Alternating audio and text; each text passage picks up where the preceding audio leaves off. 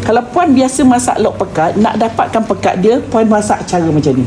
Masuk ayam dulu, dah rata-rata semua, baru masuk santan. Sebab bila puan masuk santan last, waktu tu puan dah nampak pekat macam mana puan nak.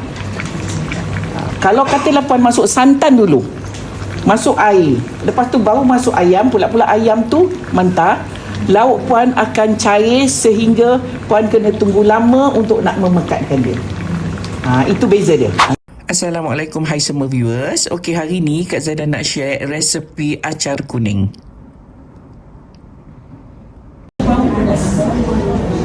Daun salam dia baru pejas.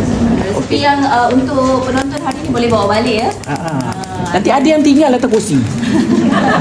Penat kita type. Ya, bawa balik puan. Habis je kan lipat-lipat masuk dalam handbag. Lepas tu tak keluar-keluar dari bag. Okey, Kak Zaidah nak tumis serai, lengkuas dan daun salam. Okey, sementara nak tunggu naik bau, kita nak kisar puan.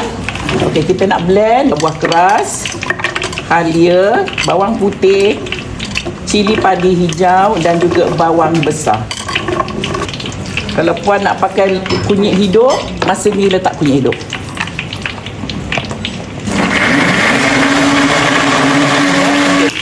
Serai dah bau, lengkuas pun yang dah bau. So kita nak masukkan apa yang kita kisar ni tadi. Bawang putih, bawang merah, halia, buah keras dan juga cili padi hijau. Okey, kita tumis sampai garing, sampai pecah minyak. Sebut kunyit.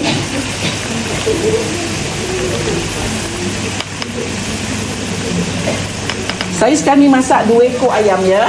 Jadi segala bahan saya gandakan 2. Okey, kita tumis sekejap sampai dia pecah minyak. Okey puan, dia dah bau cantik macam ni ya. Ya.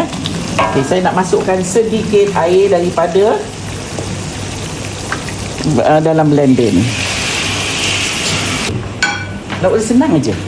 Hari ni tak ada rempah, tak ada apa. Ya. Saya nak masukkan garam. Ya, kita ratakan dulu. Kemudian saya nak masukkan cuka. Cuka ikut masing-masing. Pakai ni dia ada bau acar. Sebab tu nama dia acar. Ya, okey, saya letakkan sedikit. Masam datang daripada cuka ya puan. Dia kena ada bau cuka lauk ni. Bau nama dia acar. Okey, kita balik-balik sekejap. Okey, Kak Zaidah nak masukkan ayam. Kak Zaidah ada yang tanya ni. Balik-balikkan dulu sebab kita nak bagi bau dia rata. Baru kita masukkan santan. Ini cara Kak Zaidah masak. Kalau you tak suka cara macam ni tak apa. Ada orang dia masuk santan dulu. You dah tumis, dia masuk santan. Dah jadi lauk, baru dia masuk ayam.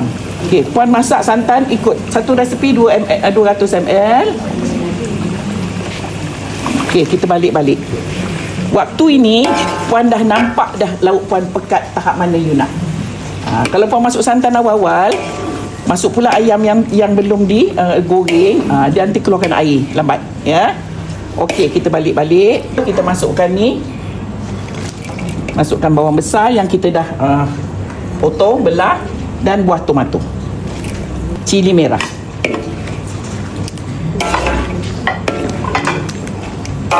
Tambah air. Dah nak masak dah lauk kita. Saya nak tambah sikit air supaya dia berendam sikit lah. Okey, kalau rasa macam lauknya penuh dengan minyak, nanti bila nak makan pun buang je lah minyak tu. Alright, lauk kita dah pun siap. Kepekatan ikut masing-masing. Alhamdulillah, dah pun siap resepi kita hari ni, iaitu acar kuning buat tetamu Kak Zaidah. Untuk perempuan di luar sana, selamat mencuba.